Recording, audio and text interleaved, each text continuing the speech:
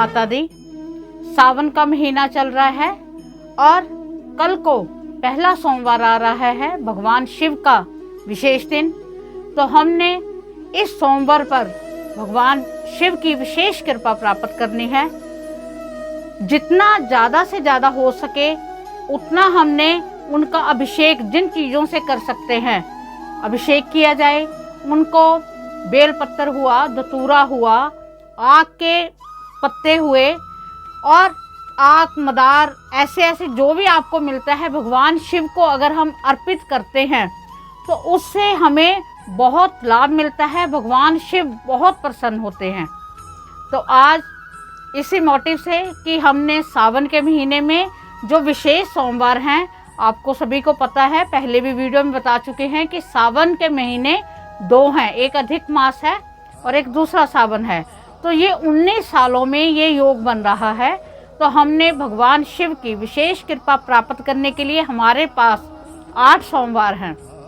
तो आप देखो 4 सोमवारों में 16 व्रत का भगवान शिव ने कहा है कि जो व्यक्ति मेरे 4 सोमवार का व्रत करता है सावन के महीने के, उसको 16 सोमवार के व्रतों जितना उसको फल मिलता है। तो हमारे पास अब की बार 8 सोमवार हैं। हमने इन 8 सोमवार को भगवान शिव को प्रसन्न करके उनसे उनका आशीर्वाद लेना है। माँ गौरा जी को प्रसन्न करना है, भगवान गणपति को प्रसन्न करना है। कहने का मतलब हम बड़े सौभाग्यशाली हैं कि हमारे जो ऐसा समय हमारे को मिला है कि हम अपने जो भी कार्य सिद्ध करने चाहते हैं वो कर सकते हैं। अब मैं आपको बताऊंगी कि आपने कैसे, कौन से सोमवार को, अब मैं आपको बताऊंगी कि आपने किस तरीके से जल अभिषेक करना है और आपकी प्रॉब्लम के रिलेटेड आपने कैसे भगवान शिव को प्रसन्न करना है। पहले तो सावन के हर सोमवार को आपने खीर अवश्य बनानी है, खीर का भोग अवश्य लगाना है। आपने देखा होगा कि माँ अन्नपूर्णा भगवान शिव को खीर देते हुए कि उनके स्वरूप है, तो उनको खीर अति प्रिय है। हमने भी भगवान शिव को प्रसन्न करने के लिए खीर बनानी है, भोग लगाकर हमने स्वयं वो ग्रहण करनी है। दूसरा क्या है कि जो बाहर जा सकते हैं या नहीं भी जा सकते, सभी के लिए ये एक उपाय है।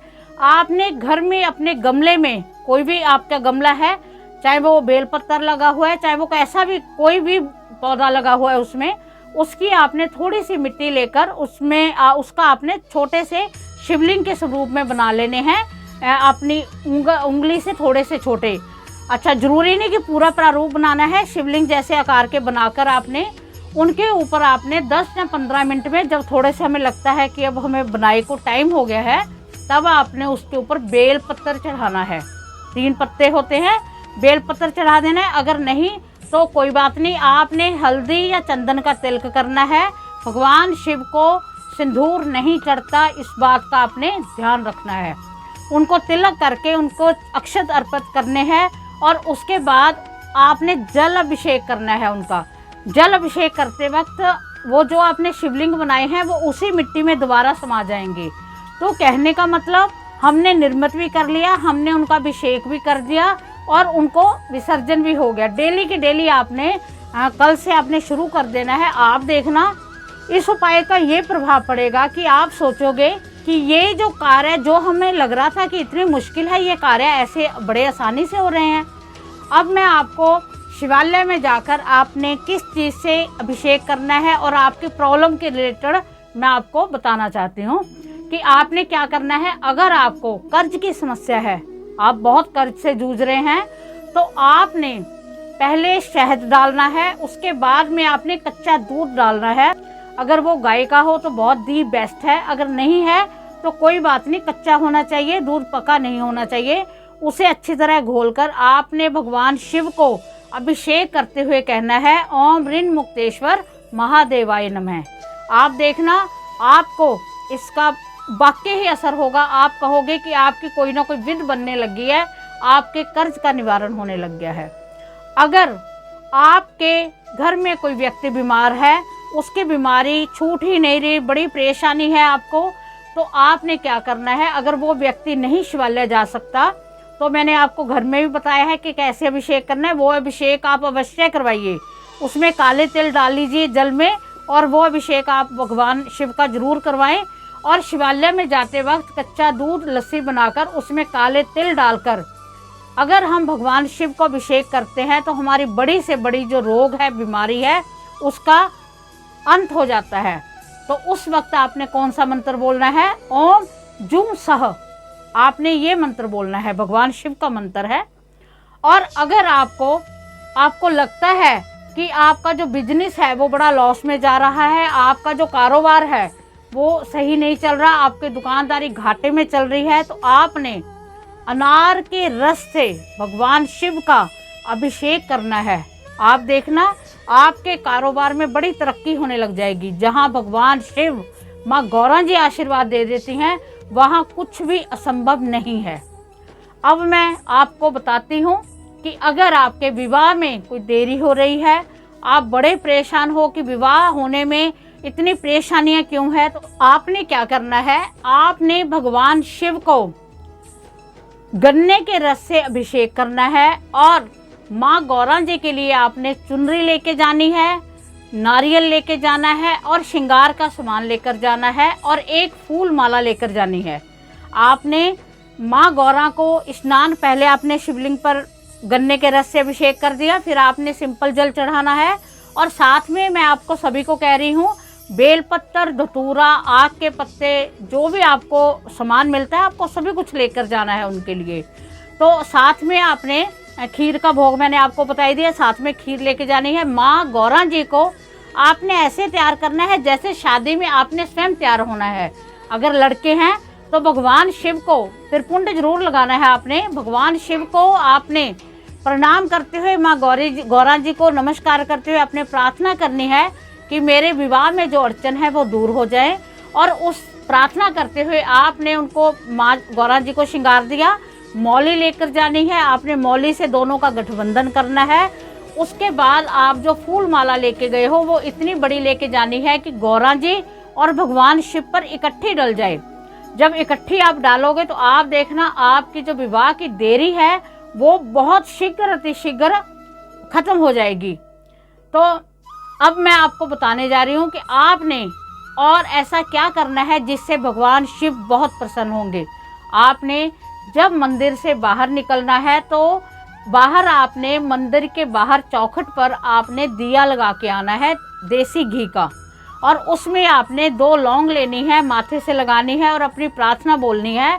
वो 2 लौंग आपने दिए में डालकर वहाँ जगा कर आनी है।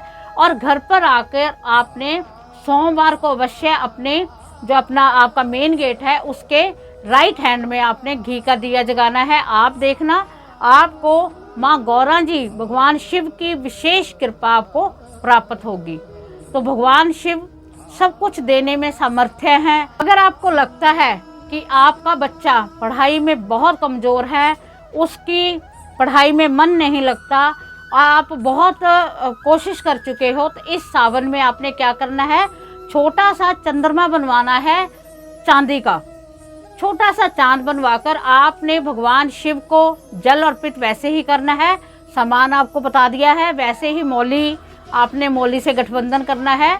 और आपने जो चंद्रमा है वो भगवान शिव के पर जाओगे तो आपने शिवलिंग पर उस चंद्रमा को चढ़ा देना है। और आपने वहाँ बैठकर भगवान शिव से प्रार्थना करनी है, माँ गौरा जी से आपने प्रार्थना करनी है कि हे भगवान शिव, मेरा बच्चा पढ़ाई में बहुत कमज़ोर है, इसकी पढ़ाई में आप इसका मन लगाइए और इसको दिन दुगनी रात चौगुनी तरक्की ये बच्चा करे। ऐसे प्रार्थना करते हुए आपने प्रार्थना आपने कर दी। उसके बाद में सारा आपने महामृत्युंजय का हो सके तो आपने 31 बार पाठ करना, या गायत्री मंत्र का आपने पाठ करना है वहाँ पर 31 बार। तो वो जाप करने के बाद में आपने वो चंद्रमा वहाँ से उठा लेना है। जो आपने चंद्रमा बनाया है वो ऐसा बनाना है कि आपके बच्चे के गले में वो धारण हो जाए। तो वो चंद्रमा आपने बच्चे को उसी दिन, कल के दिन आपने सोमवार को धारण करवा देना है। अगर कोई सोमवार को नहीं कर सकता तो नेक्स्ट मंडे को भी ये कर सकता है। आप देखना आपके बच्चे की पढ़ाई में कितना मन लगता है, उसका जो चंद्रमा है वो स्ट्रांग हो जाएगा।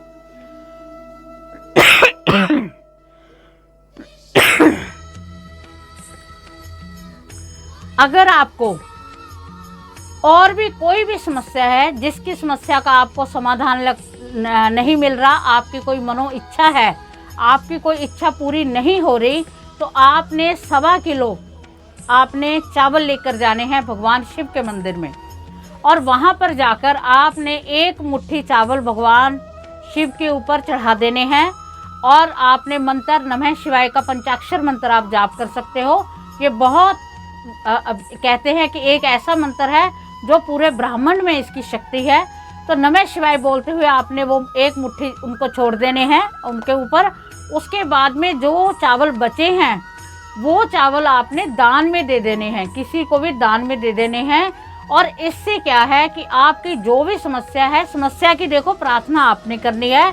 आपकी प्रार्थना कैसी होगी ये आपको स्वयं पता होगा, क्योंकि जितने आप भाव से प्रार्थना करोगे उतना ही आपका कार्य वो सिद्ध होगा। जब आप ऐसी प्रार्थना करोगे तब आप भगवान देखना आप पर क्या कृपा करते हैं। भगवान शिव आपकी प्रार्थना में जोर होना चाहिए, आपकी प्रार्थना में वो भावना होनी चाहिए। जैसे हम किसी से मिन्नत करते हैं, वो मिन्नत आपको किसी के आगे करने की जरूरत नहीं है, भगवान शिव के आगे आप अपनी बात कहिए। आप देखना आपको इसका क्या असर पड़ता है। एक मैं बात आपको स्पेशली कहना चाहूँगी कि जिनके घरों में शिवलिंग के प्रारूप रखे हुए हैं, और उनसे मेरा विशेष ये कहना है कि पहले आप अपने घर में उनको स्नान करवाएं। ये नहीं कि आपको पता है शिवालय में जाना है और आपके घर में जो शिवलिंग विराजमान है उनका आप निरादर करोगे। जब भगवान घर में विराजमान हो जाते हैं तो वो साक्षात होते हैं, इस बात का आपने ध्यान रखना है। और एक मैं आपसे और कहना चाहूँगी कि जितने दिन हैं सावन के, अगर उसमें आप डेली अभिषेक कर सकते हो, सिंपल ही करो, कोई बात नहीं। आप डेली किसी चीज़ का नहीं कर सकते तो सिंपल भी करोगे तो इसका आपको बहुत पुण्य मिलेगा। एक मैं आजकल का जो समय है, बुजुर्ग जो लोग हैं, माता पिता हैं, वो क्या है कि उनको एक दिक्कत है कि हमारे जो बच्चे हैं वो आपस में इतना लड़ते झगड़ते हैं या उनकी आपस में नहीं बनती। आजकल क्या है कि माता पिता को बच्चे अनाथ आश्रम में छोड़ देते हैं कि हमसे इनका भरण पोषण नहीं हो रहा। तो बड़े दुख की बात है, बहुत कहते हैं कि ऐसा ये दोष है कि इसका अगले जन्म में भी कोई साथी नहीं होगा। तो कहने का मतलब अगर किसी के घर में ऐसी प्रॉब्लम है कि किसी में अनबन है, बड़े परेशान है, तो उन्होंने क्या करना है, अभिषेक कर भगवान शिव का, माँ गौरा जी का। तो आपने भगवान शिव और गौरा जी को मौली से जब आप उनका गठबंधन करोगे तो आपने उसके साथ नंदी, उनके साथ कार्तिकेय, उनके साथ गणपति जी का बंधन करते हुए दोबारा शिव और गौरा जी पर बंधन कर देना है। जब आपने उसका बंधन कर दिया तो आप देखना इस बंधन से आपके परिवार में एक मिठास, एक मधुरता, एक आपस में बैठने का, एक प्यार, एक भावना का, सद्भावना का सभी में विचार आ जाएंगे। तो इस सावन में हमने जो हमसे हो सकता है, हम भोले भंडारी हैं हमारे शिव, वही महाकाल हैं, वही जब तांडव करने वाले हैं, वही त्रिनेत्र हैं। तो उन महादेव का, उन शिवाय का, उन महाकाल का हम नमस्कार करते हैं। और एक मैं सबसे मेन बात कहना इसमें रह गया है मेरा कि जिन पर काल सर्प दोष है, वैसे मैंने काल सर्प दोष की वीडियो भी बनाई हुई है। उन्होंने चांदी के 2 सर्प लेकर भगवान शिव को पहले आपने क्या करना है, ये तुलसी के बूटे के नीचे रखकर आपने नमः शिवाय का जाप करना है।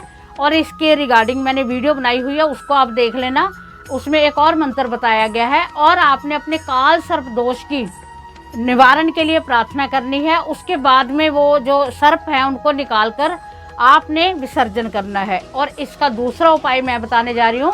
आपने क्या करना है, 2 सर्प लेने हैं। 2 सर्प लेकर उनका जो मुख है वो आपकी तरफ होगा और उनकी पूंछ उधर होगी। आपने शिवलिंग पर चढ़ाते हुए महाकाल, उज्जैन के महाकाल का अपने मन में ध्यान लेना है। और आपने मानसिक रूप से महाकाल के दर्शन करने हैं, आंखें बंद कर लेनी है और आपने स्मरण करना है कि हे उज्जैन के महाकाल, मैं काल सर्प दोष से परेशान हूँ। आप महाकाल हो, आप कालों के काल हो, आप महाकाल हो। आप मेरे इस सर्प दोष से मुझे मुक्त करें, मुझे इस जो सर्प दोष से मुझे परेशानियाँ हो रही हैं उसको घटाएं। और आपको मैं फिर दोबारा कह रही हूँ कि आपकी आंखें बंद हों, आप मन से ये सोचना है कि आप उज्जैन में बैठे हो, महाकाल के सीधे आपको दर्शन हो रहे हैं। उससे पहले आप महाकाल के दर्शन कर लीजिए वीडियो देखकर, और उसी को आपने स्मरण करना है। आप देखना आपका वो काल सर्प दोष का निवारण हो जाएगा, वाकई ही होगा, बस आपकी श्रद्धा होनी चाहिए। तो उम्मीद है कि आपको वीडियो पसंद आई होगी। इस सोमवार पर हम ऐसे ऐसे उपाय करें कि जिनसे हमारी जो जिंदगी है उसमें सुख समृद्धि और सभी दुखों का, कष्टों का अंत हो जाए। इसी शुभ कामनाओं के साथ ओम नमः शिवाय। आपको सभी को सावन की बहुत बहुत मुबारकबाद। पहला सोमवार आपके लिए शुभ फलदायी हो। जय माता दी।